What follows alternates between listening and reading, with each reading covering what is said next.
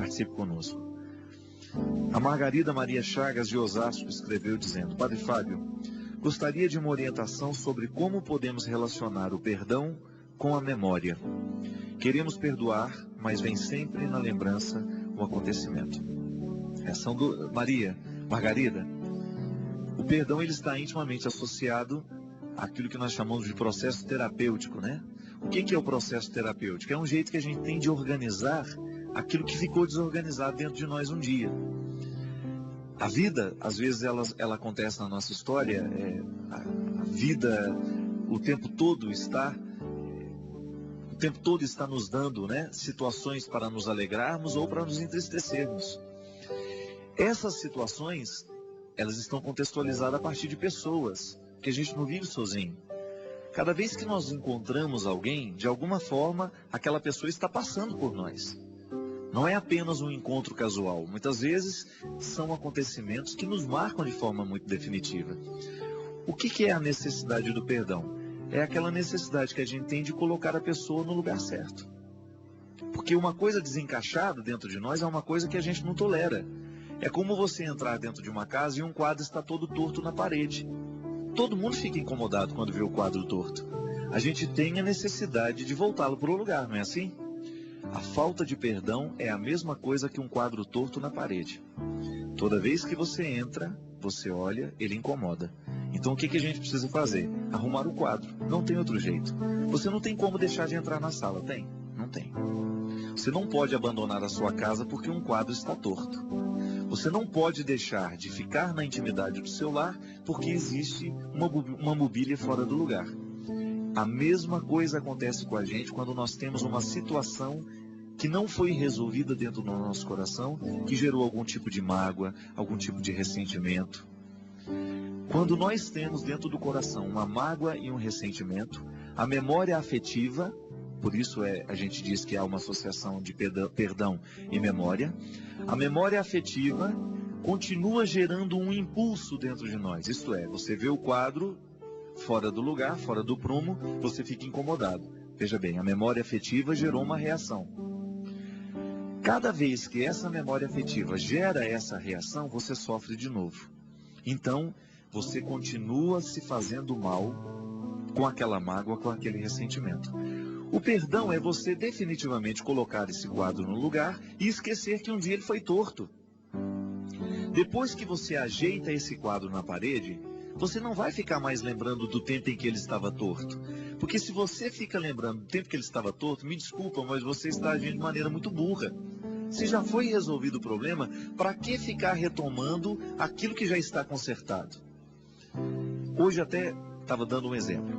Às vezes nós levamos um cheque sem fundo na vida, não é? Não é comum isso, levar um cheque sem fundo? E como é, né, Rosa? Leva um cheque sem fundo. O que você faz com aquele cheque sem fundo? Apresentou ao banco, viu que não tem solução? Pronto, rasga esse cheque, joga esse cheque fora, para que ele não participe da sua memória. Você já imaginou se a gente começasse a colocar o cheque sem fundo que a gente recebeu na moldura e dentro da casa da gente? Você vai sentir raiva o resto da vida, né? Cada vez que você olhar para o cheque e pensar, aquele ordinário me deu calote. Aquele ordinário me enganou. Pronto, ele te enganou naquele dia e vai continuar retirando a sua paz o resto da vida.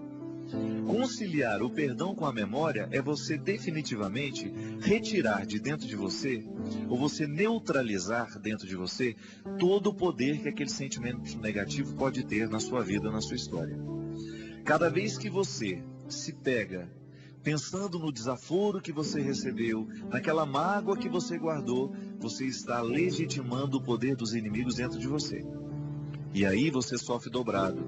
Sofre mais uma vez aquilo que já foi doloroso um dia. Para que ficar ressentindo? A palavra já diz, é sentir de novo. Não valeu a pena no momento que sentiu e você ainda continua ressentindo. Aí não tem explicação então.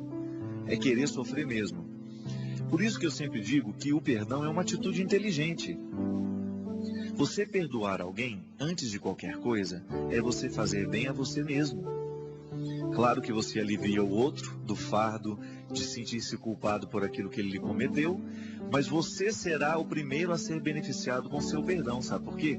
Cada vez que o nosso coração está se ocupando de mágoa e de ressentimento, você está trazendo doenças para você.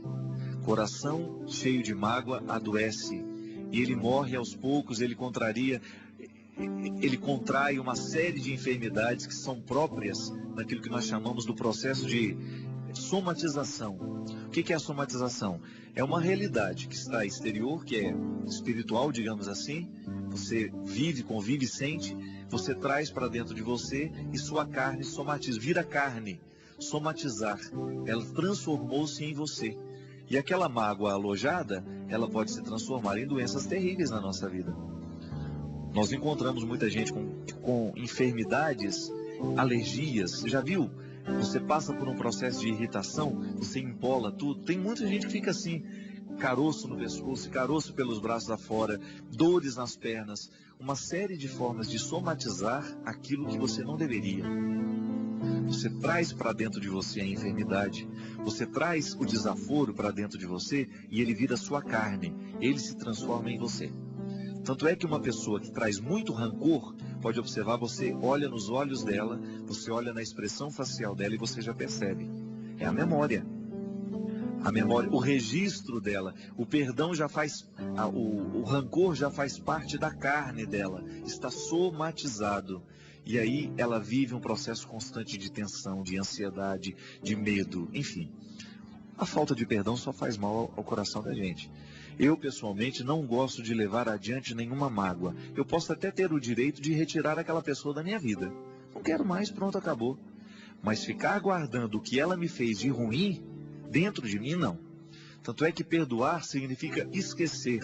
Eu não me lembro mais o mal que me fez. Não me faz mais diferença. Aí, padre, mas então eu tenho que voltar a conviver com ela? Não, não precisa. Se você chegou à conclusão de que não dá certo, não tem jeito, que o melhor para vocês é ficar longe um do outro, respeite essa regra que vocês descobriram. Às vezes uma pessoa nos faz mais bem no momento que ela está longe. E isso é muito natural a gente reconhecer. Você continua respeitando aquela pessoa, mas você decidiu que ela não faz mais parte da sua vida. Perdoou? Perdoou sim, porque você não permite mais que a situação que antes te desagradava, ela não desagrada mais. Você já conseguiu superar, você já não deseja mais mal àquela pessoa. Você não deseja mal, porque o grande problema da falta de perdão é que a gente vai se transformando numa pessoa má, não é? Você vai percebendo que você começa a desejar mal para a vida do outro. Isso é muito ruim, ninguém gosta de sentir isso. E às vezes a gente sente isso no impulso da raiva. Agora, se essa raiva dura muito tempo, isso vira uma atitude dentro de nós. A gente começa a ser aquela pessoa que vai sempre na contramão, que está sempre no perigo de cair mais uma vez nas armadilhas que ele mesmo preparou para ele.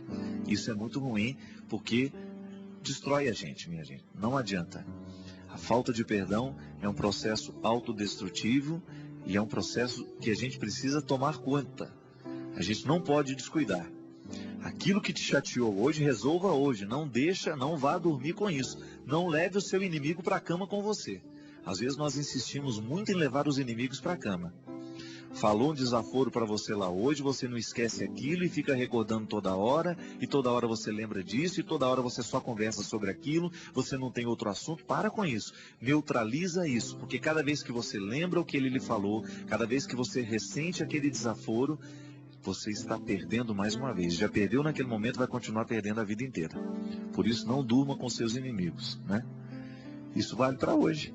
Eu não sei o que você viveu hoje, mas pode ser que você esteja aí na necessidade de jogar esse lixo fora. Pode ser que hoje você esteja na necessidade de reconciliar-se com o próprio coração. E, na verdade, a reconciliação com o outro, ela só é verdadeira a partir do momento que ela aconteceu primeiro dentro de nós.